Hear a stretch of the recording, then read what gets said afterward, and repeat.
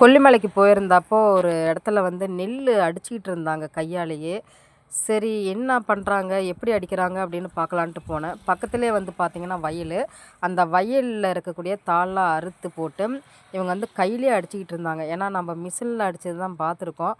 அந்த காலத்து பழக்கத்தில், அதாவது அந்த காலத்தில் வந்து எந்த வசதியும் இல்லாதப்போ வந்து இந்த மாதிரி நெல் தாள்லாம் அப்படி கையில் தான் அடிப்பாங்களாம்.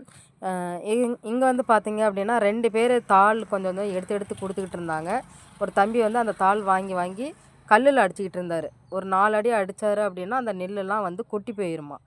அந்த மாதிரி தான் இவங்க கையாலேயே பார்த்தீங்க அப்படின்னா நெல்லெல்லாம் அடித்து எடுக்கிறாங்க. ஒரு இயற்கையான முறையில் வந்து நெல் அடித்து அதை வேக விட்டு அரிசி எடுத்து சாப்பிட்றதுனால தாங்க அவங்க இன்னமும் ஆரோக்கியமாக இருக்கிறாங்க. உண்மையாகவே பார்க்குறதுக்கு ரொம்ப நல்லா இருந்துச்சு.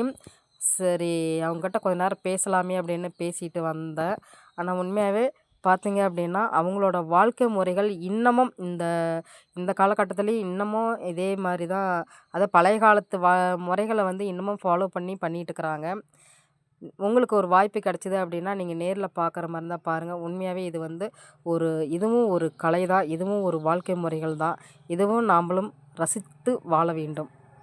ஓகே, நன்றி, வணக்கம்.